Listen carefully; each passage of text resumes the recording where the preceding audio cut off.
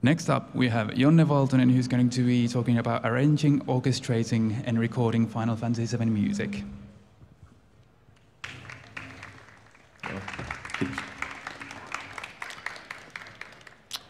Yeah, hello.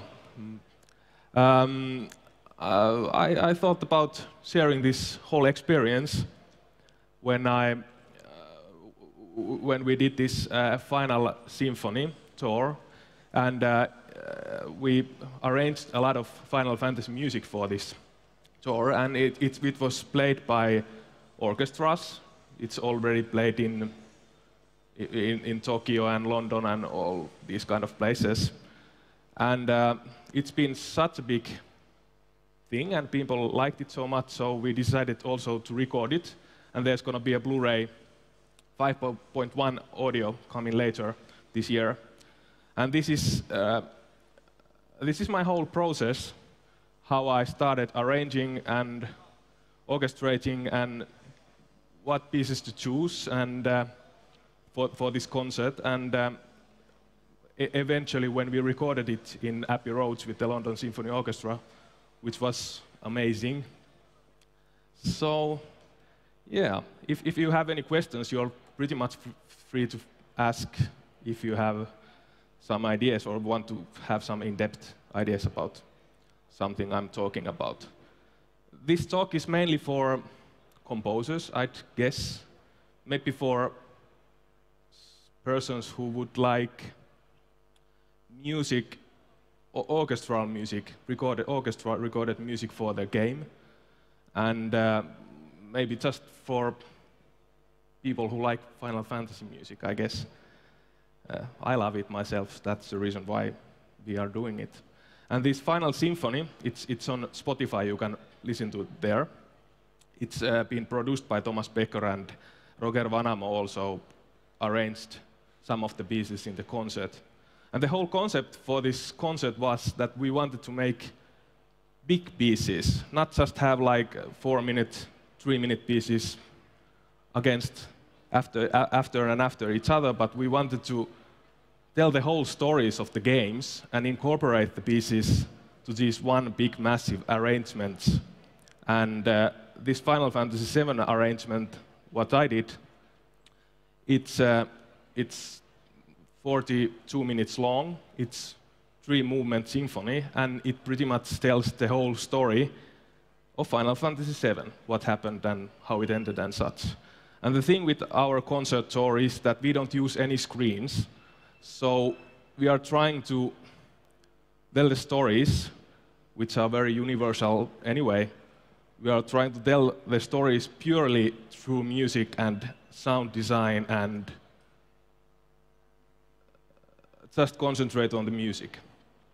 So yeah, let's go forward. I'll talk a bit about the technical side of things, and then I'll talk a bit about the artistic decisions I made in the arrangement. Well, and last I'll talk a bit how the recording in Abbey Road went and how it was compared to the live situation we've been having the music before.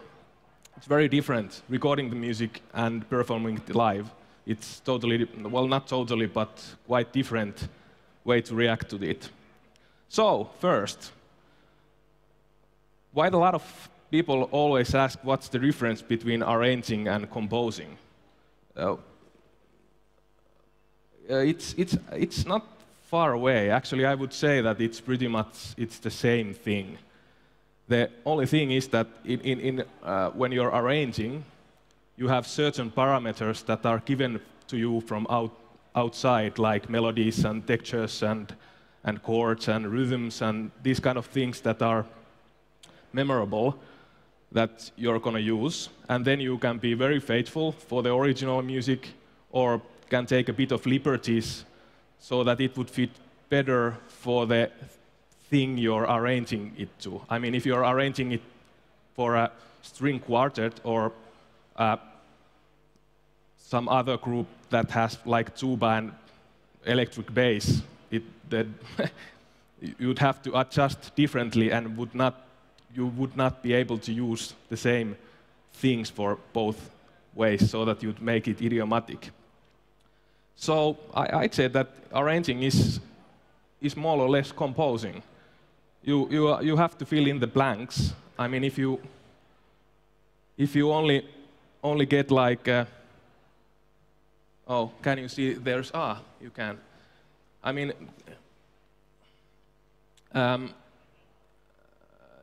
yeah, you have to fill in the blanks, and sometimes you have to fill a lot.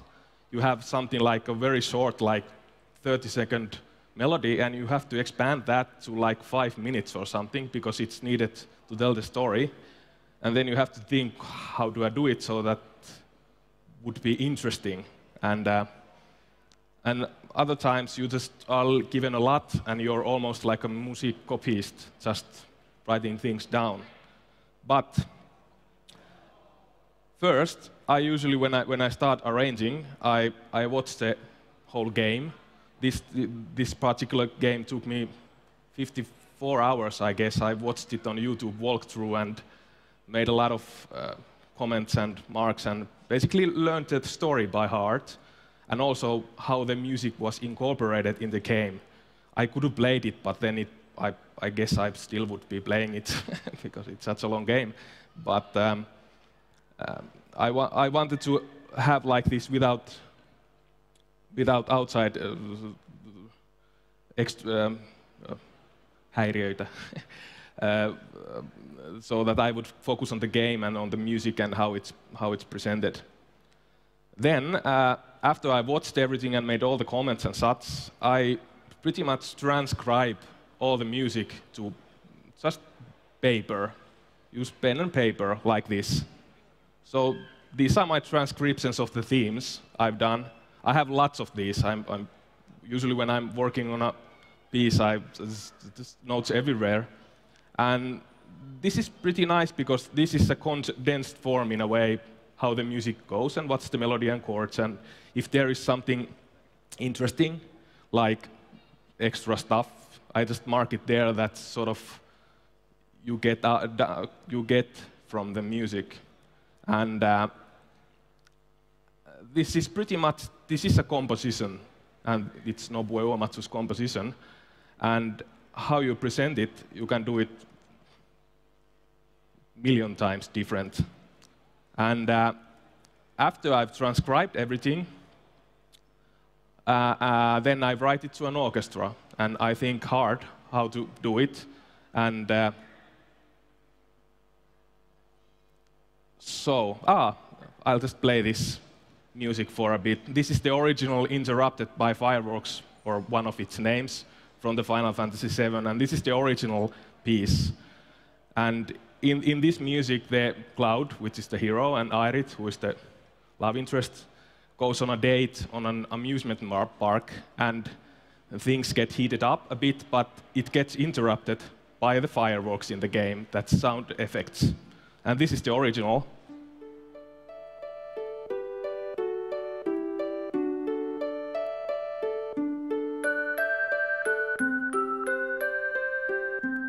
So you can see this is how it goes forward.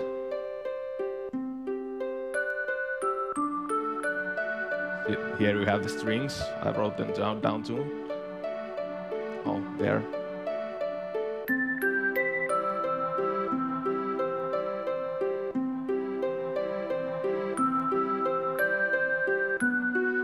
This is a very sweet and innocent scene where these two youngsters sort of are falling in love in a way.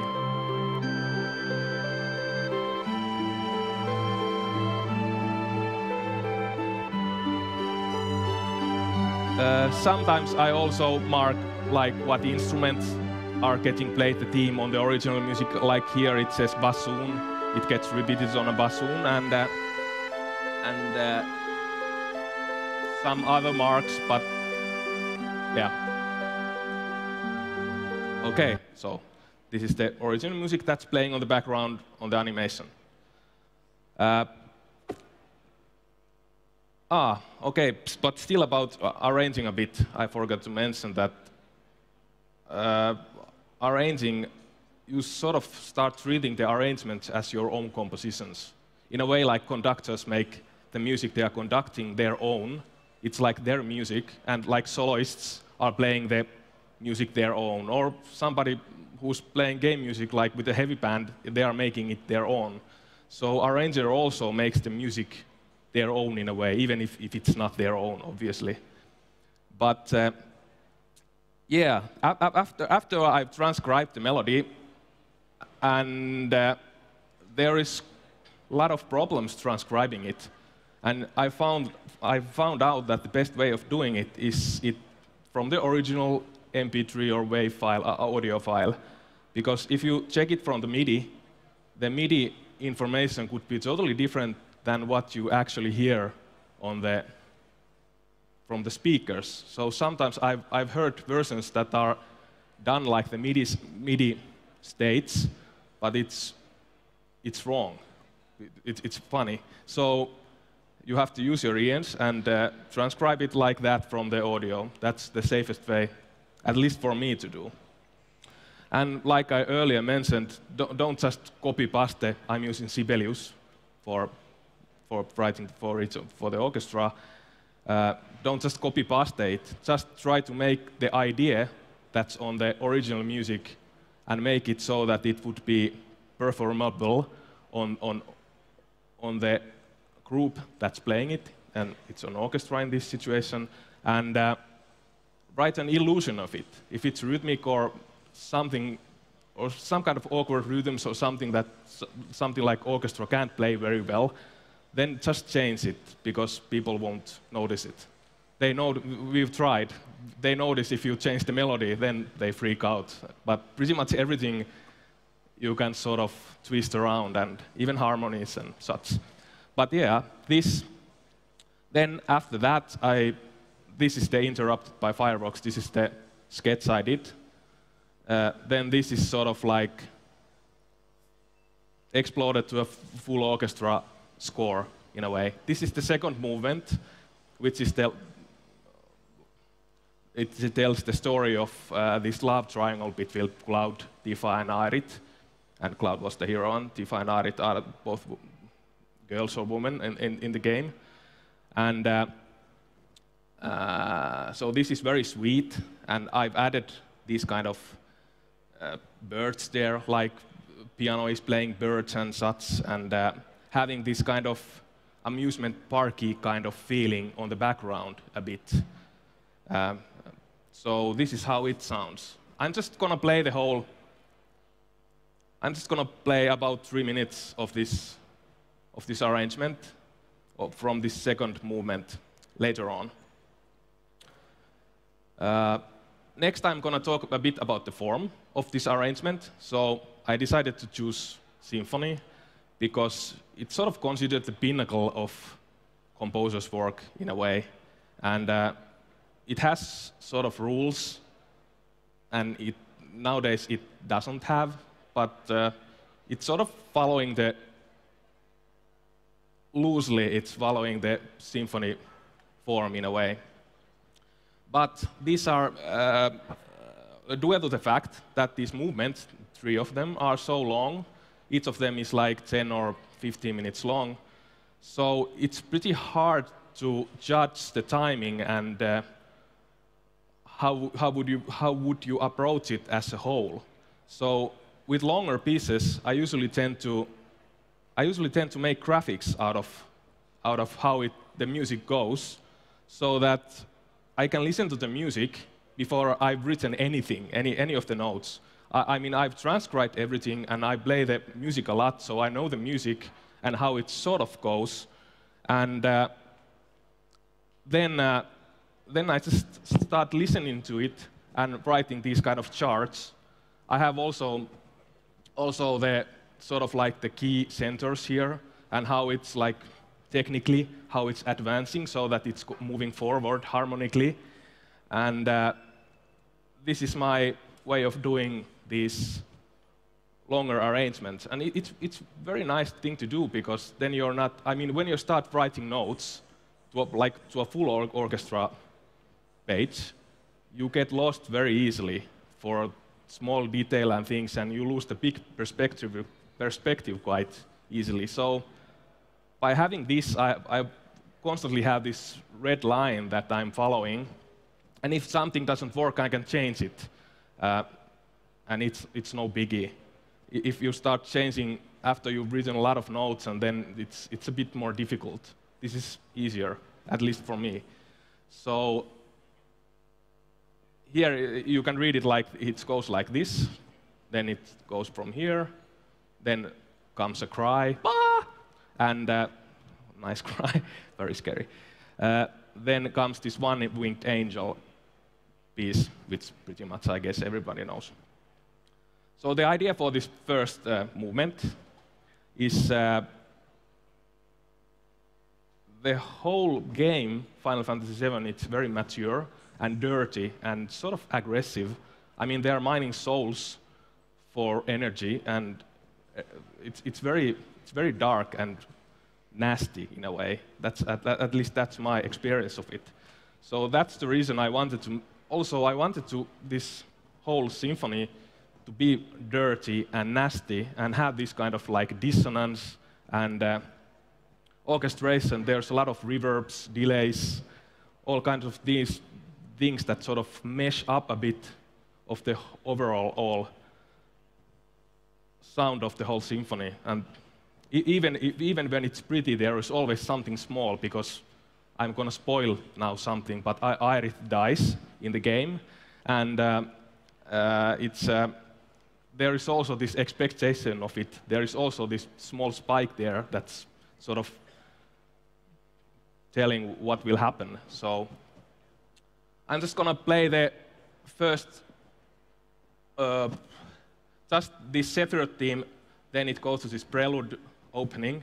Oh, I combined two pieces, prelude and opening, and they are on top of each other, and it's on minor, because when it starts major, it's too happy. I wanted to really have this kind of Wagnerian, no, it's very bad kind of feeling. A lot of people haven't actually even noticed it, but that it's on minor. But anyway, this is the piece. So first you have this one chosen by the planet, and then it booms into this prelude opening. And it immediately introduces the Sephiroth's theme. So I'm going to play it now, which will be used as a clue later, this Sephiroth's theme. It's very quiet on the beginning.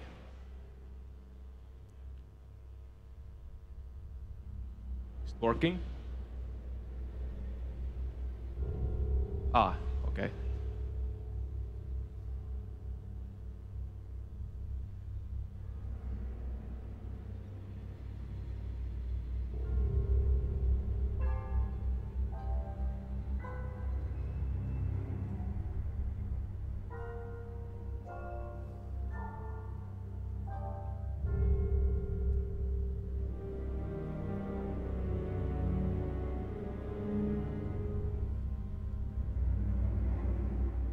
What you can't hear in this is that it's spread out spatially, and there's a lot of echoes and small kind of glittery things in the back, string players playing, and all this kind of big surround stereo feeling you get in the live situation.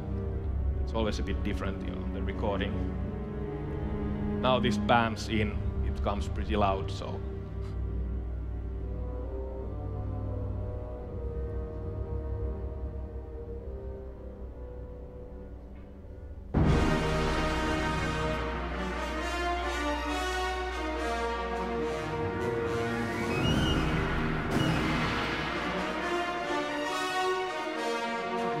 So you have the prelude arpeggio going there, and then you have the opening playing on the middle of it. It's just an opening, kind of this Wagnerian kind of thing.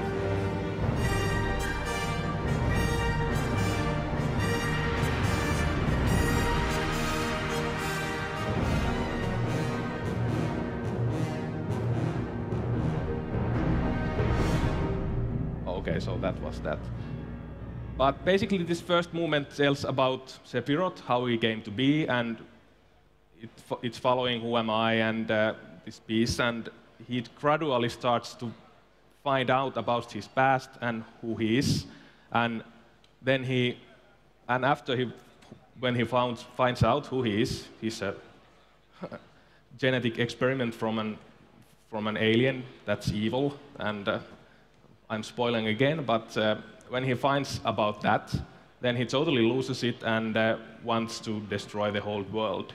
So this whole piece is like gathering these kind of fragments from the one-winged angel and playing these pieces. And after Trail of Blood, you have this. I'm going to play it a bit. Maybe we have time. I'm going to talk over it. Comes this. Oh, sorry. Yeah. We have this very familiar piece going on there.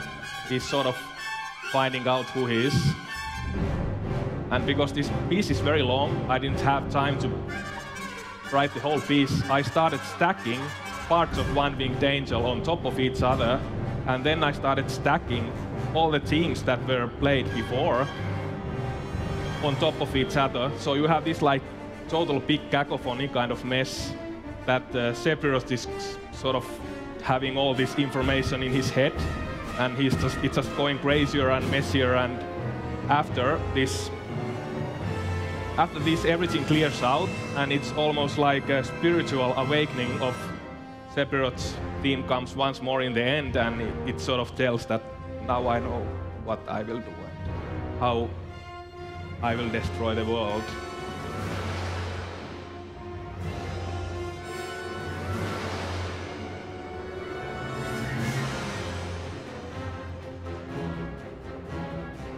The problem with this one was that it has a choir, which is very famous, and it was hard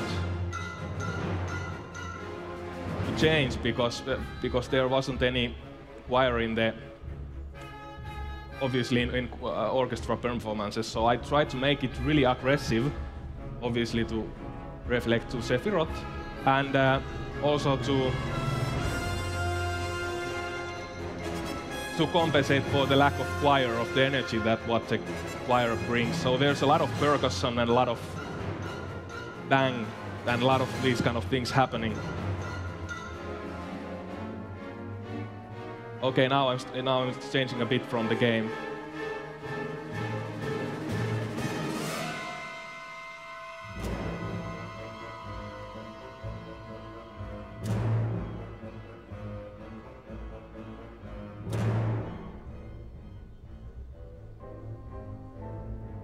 You have these themes there. Now the One-Winged Angel starts to stack on top of each other.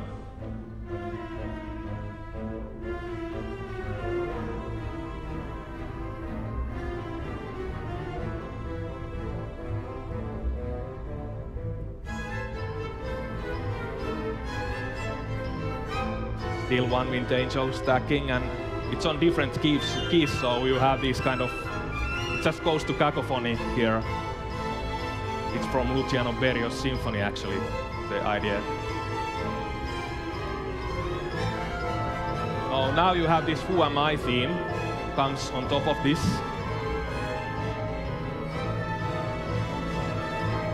And then you have this Tenova comes also in.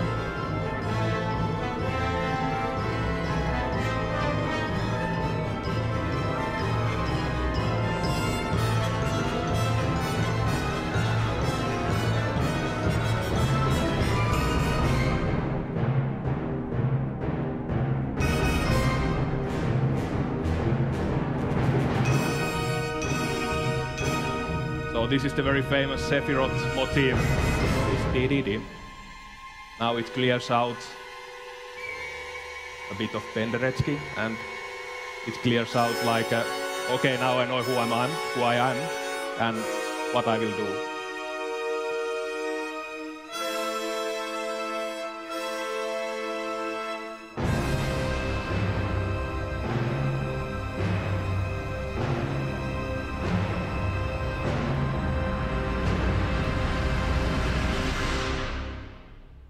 Yeah.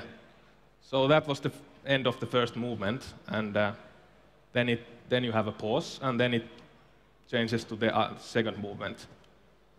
Let's see. Okay, here. So what I did with this arrangement is that I incorporated a lot of sound design in the game, like from the game, and I wrote actual fireworks for the orchestra, and you have small groups of strings with triangles that sort of give the explosions like a small flower. So the first version I did sounded like an airstrike, said the wife of the producer's wife, so I had to change it. So this is more romantic fireworks, I guess. So you have these like around, you have these triangles and small groups of strings playing, and it should sort of emulate the whole process. But yeah, let's listen to this part from the second movement. And this is also the love triangle between Cloud, Tifa, and Arit. And sort of all of their teams are constantly present in this music. If you have like Cloud's team is on the top, you have like the two of them try to emerge from it. And that's how it goes through the music. And in the end, in my version, there's debates on forums, but Cloud chooses Arit, and almost when they have each other, Sephiroth interrupts and turns everything into dissonance, and it starts very ugly, and in the end of the piece, you hear Sephiroth has this big sword, like all the bad guys always have, and he kills Aerith, and in the end you can like hear the last breaths of Aerith, and that's also like a sound design kind of thing as well. So, but let's listen to this. First you have a little bit of Aerith theme there, and then comes this words round, well, interrupted by fireworks twice, and you already hear some explosions in the thing. Well, maybe I'll just play it.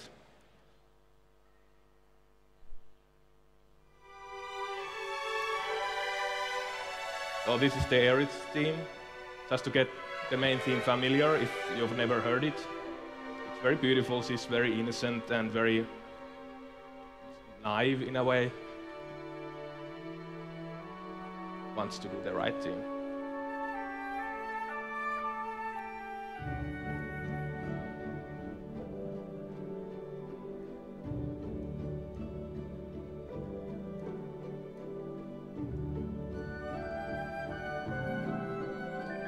So this is from the original file you also heard earlier. There you have small birds there. It's happy. Also the birds are a bit dissonant because things will move to different things.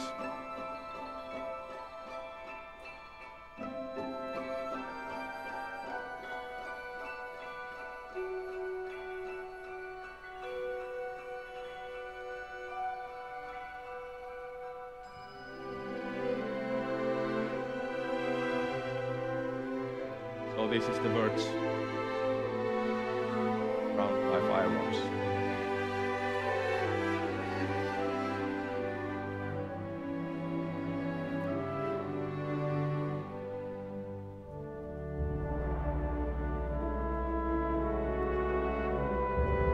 There you already hear some distant fireworks on the background.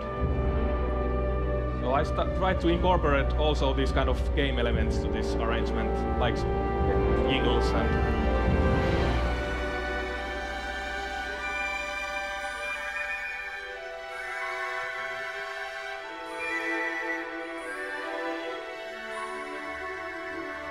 and you have a modulation, which I've written here from D to A. You have this love grows.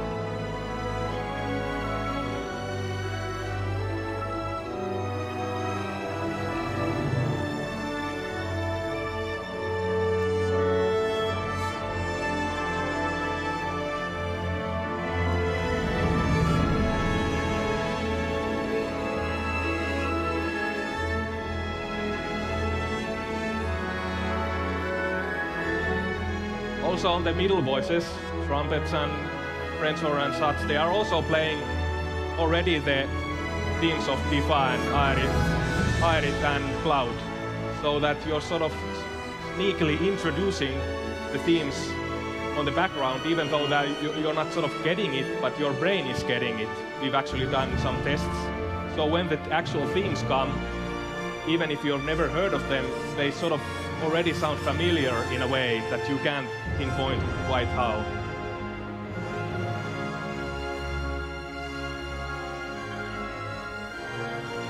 So now it gets interrupted.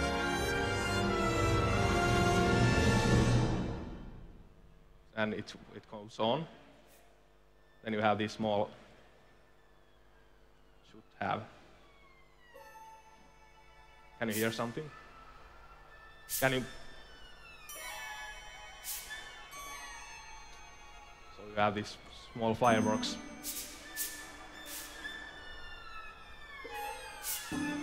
This is a sound design thing written for an orchestra. So you can do this as well.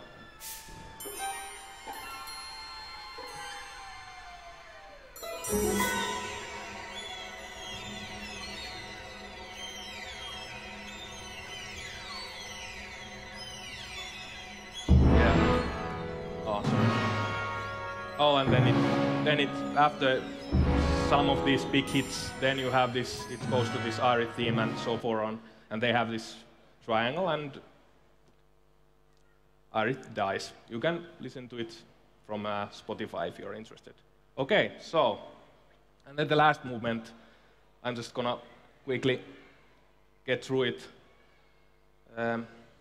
So this is also how it goes. You have it's about this emergency and how you're preparing for a battle, and the battle comes and it's unclear. So here you have. Here is already a battle theme, Genova Absolute, and you have this find sequence, which is very contemporary. I wanted to have this kind of turn-based feeling, you know? You have like this big sword hit, bam, and then you have a theme, somebody's theme, a bit, and then you have another sword hit, and then you have somebody else's theme, but there is a lot of time, I'm not gonna play it, but so it's like you have these bam, bam, bam hits there, and it sort of gradually builds up this crazy wacky thing. You don't really know what's happening, and it settles down, and live stream grows from very small thing to this very huge spatial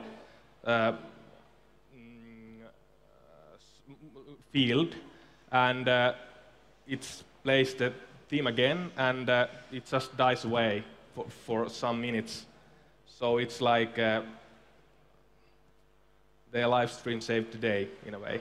But okay, so this is the whole symphony, how I approach it, and how I transcribed it, made these maps, played a lot of the themes, wrote more notes, then I started writing it to this Sibelius, to explode it to a full orchestra, and then something didn't work, then I changed it, and changed again and worked for months with this, and after I was happy, we get it out. Actually, there was a deadline, so that made it ready. But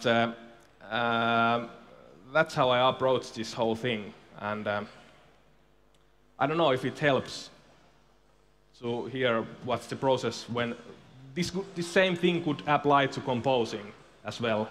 So this might give you some ideas how to approach next time your compositions or not. So, yeah, that's it. And like I talked about it, listening to beats from these guide maps, graphs. I tend to write a lot of graphs anyway, because it's nice, especially if you're doing sound design things for an orchestra. It's easier to see graphically what's happening than if you, of course you can understand it from the notes as well, but it's easier for me at least. And the orchestration, I decided, was this kind of dirty orchestration, that there is always something messy going on in a way. And these kind of tutti sound design effects, like these fireworks or Aerith's last breaths or the final battle build-up, which is goes this crazy thing, or the ending of the piece, which is kind of this glimmering field. It just goes on for some time, minutes, I guess. So that's the whole arranging process. Could be composing process, could be basically anything. Yeah. So then we have this recording session. I'm just gonna go quickly through it. Maybe if somebody's interested, I'm gonna stick around somewhere, and maybe we can talk a bit about it as well. I also have scores of the final symphony. So if you're interested and can read notes, you're welcome to check it after this presentation. So recording studio. First of all, which always you have to remember that it costs a lot, and Abbey Roads, even that it doesn't cost like insane, but it still costs a lot. And London Symphony Orchestra, which is, by the way, the original Star Wars band, if somebody didn't know, costs a lot. So for this whole concert, we did 3 days of recording, I guess 6 hours or 8 hours per day, I guess 6 hours, 8 hours. And we had 1 day of mixing the whole material after we recorded it. And you have to be pretty prepared. You have the conductor, I don't conduct, who's here, he's Eckhart Stier. He's conducting the orchestra on the stage, and I'm sitting about somewhere here behind the mixer and listening to the speakers, so I'm hearing what's actually going to speakers. And then I have a talkback mic, and we have very short conversations if something is not working or something should be different, and then they do it different. And they really don't rehearse a lot. Even that they are expensive, the thing with other orchestras is that they pretty much played on the first take. It's perfect. It sounds like they've played for years. Like some orchestras really need time to rehearse, especially at the trickier stuff. I think the fireworks scene was the third take, and that was the only third take for the whole concert, if I remember, because it was a bit tricky to do, because there's so much things you have to concentrate on. So it goes very fast. You have to be really prepared what's happening, and you have to know the music so well that and to have an opinion about it. If somebody asks from any part of the piece how this should go, you should know, because if you start thinking and then you have to go to a toilet and maybe eat a burrito or whatever and then go to a toilet again, it's already cost like thousands of euros. So that is a good thing to remember when you go there to prepare. So in the recording studio, they record takes. They record longer sections, but it's easier to take some parts fit there, and there isn't any external noise. And what we've done before is like live recordings of orchestras, is that they usually record rehearsals, they record the concert and make the performance from out of that.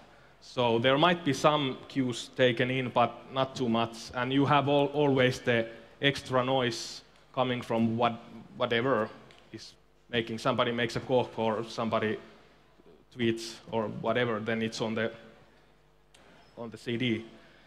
But yeah, when you go there, the arrangement and the orchestration should already work on the stage and on the scoring stage, so that don't rely on it. We will fix it on the mix, because there isn't that much time and it's very awkward.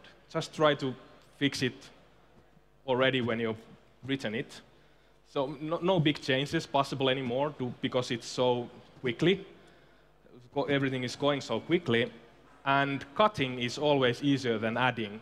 So if you're unsure about some place, maybe write it a bit more, and if you think that should the flutes be there, just write the flutes there, and if you think it doesn't work, just take them out and just cut it out. It's easy to cut out. I mean, if you try to add those flutes on the recording session, there would be, well, some people would not like it, perhaps. Maybe the flutist and somebody who's paying, perhaps. So, yeah, so the summary is arranging is composing. My approach to arranging is the same as my approach to composing.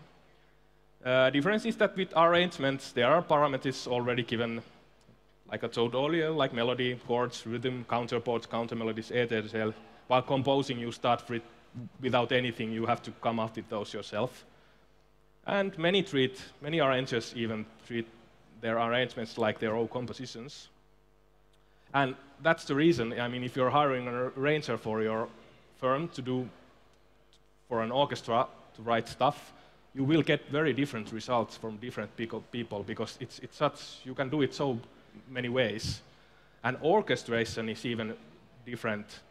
It's very personal choice. Orchestration is that when you have like this C major chord, you decide how you write it. Do you put all the C major chord notes to flute, or do you put one flute to trombone? Or, I mean, you have insane amounts of possibilities.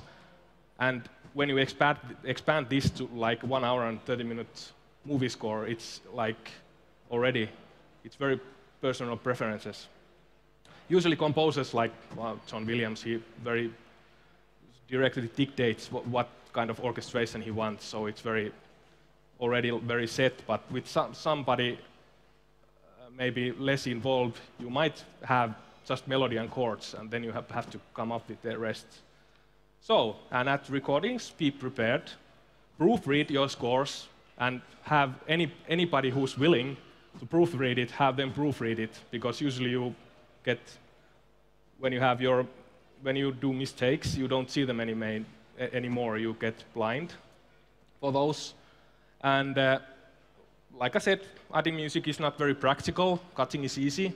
And this is if you're unsure, you could, if you're unsure, you could always different set of parts for the musicians, like if you're not sure that you want this thing differently or not, you could already print some parts ready, and if it's not working, you could just go there, oh, I'm terribly sorry, you have to remember this part because it's always like this, and then you give these, could you please play this instead, it will sound a lot better, and then sometimes they're happy and sometimes they are not. But try to avoid that, but if something really doesn't work, that's a very good thing that you're prepared for that as well. And prepare to comment about your score and to how things should go, and because also the players ask questions, how these things should go and how this should be, and then you have to be prepared for answer these kind of questions. Just be prepared to make quick decisions. Yeah, so I guess this is about my time, and this is about my talk. Thank you.